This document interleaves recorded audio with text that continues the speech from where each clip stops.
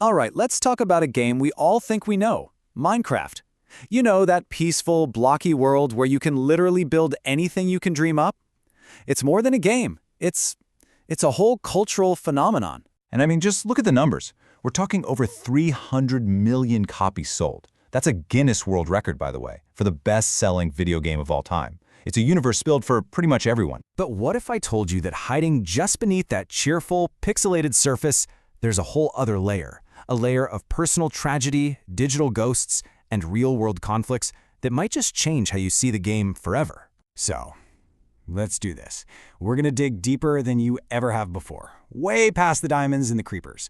We're gonna uncover the hidden stories in the code, in the community, and with the man who created this entire world. And our journey really has to start with the most human secret of them all.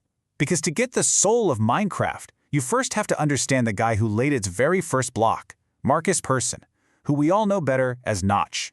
So this timeline, it tells a wild story. On one hand, you've got this brilliant kid, right? Obsessed with Legos, teaches himself to code on an old Commodore computer, and then, bam, creates the prototype for a billion-dollar game in a single weekend. But shadowing all that genius is this immense personal struggle, including the tragic loss of his father, all leading up to this life-altering $2.5 billion sale to Microsoft. And that really gets to the core paradox of his story. See, Notch gave millions of people a world to escape to, a place to build and connect, but after the sale, he discovered that all that money, all that fame, it didn't bring him happiness.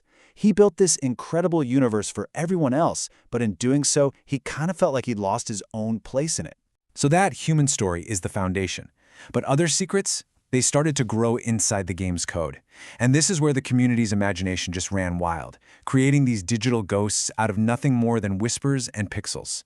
And there is no bigger myth in Minecraft than Herobrine. The story went that this ghostly, wide-eyed version of the default character was haunting single-player worlds, building weird pyramids and tunnels. The legend even got so specific as to claim it was the ghost of Notch's dead brother. The reality? Total hoax, made up from whole cloth. Notch even confirmed he never had a brother. But, and this is the best part, Mojang just leaned into it, playfully adding removed Herobrine to their patch notes over and over, keeping that digital ghost story alive for years.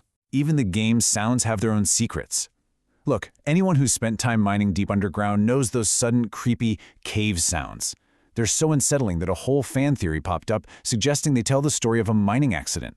And while some of the claims, like a creeper face hidden in a sound wave, are a bit out there, one of the game's most iconic sounds is surprisingly real. You know those terrifying shrieks from the ghasts in the nether? Yeah, those are actually just recordings of the game's composer, C418, and his very, very unhappy cat. But you know, some secrets aren't intentional at all. They're just bugs in the code. And the most famous bug of all was caused by something called a floating point error. To put it simply, it's just what happens when a computer tries to do math with a number that's way too big and starts making tiny mistakes, losing precision. So, what happens when those tiny little errors stack up in a world-generating game like Minecraft? You get this, the Farlands. Once you got about 12.5 million blocks from the world's center, the game's code would just break. It would create this warped, broken, but absolutely epic landscape. It was a bug, sure, but it became so legendary that it turned into a destination, a kind of pilgrimage for players trying to reach the edge of their digital world before it was eventually patched out. And you know, that pilgrimage to the far lands brings us to the final layer of secrets, the ones that aren't in the code but are made by the millions of people who play the game. Because wherever you find a community, you're always going to find two things: conflict and incredible creation. And the conflict has gotten very real. When Mojang changed the rules to stop pay-to-win servers, it sparked a huge backlash. People were throwing around comparisons to 1984. Tensions got even higher with server shutdowns over content disputes. Then, in 2021, the virtual world felt a very real attack, when massive DDoS attacks, that's when hackers just flood a server with junk traffic, knocked huge servers like Hypixel offline, affecting millions of players.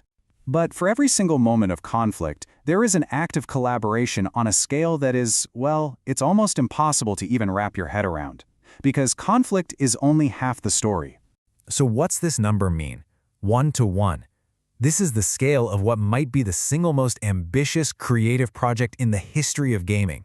It's called Build the Earth, and it's a massive global effort by thousands of players to build our entire planet at a one-to-one scale inside Minecraft. They're using real geographical data to recreate everything from the Great Pyramids to, your own neighborhood. It's turning the game from a simple sandbox into a living, digital archive of our entire world. So, we've looked at the creator's tragedy, the digital ghosts, the game-breaking glitches, and the community's own wars and wonders. So what is it? What's the real, ultimate secret of Minecraft? Well, it turns out the biggest secret was never a line of code or some made-up monster. The deepest, most complicated, and frankly most fascinating mystery in all of Minecraft is us. The people who created it, who play it, and who fill its infinite empty spaces with our own stories.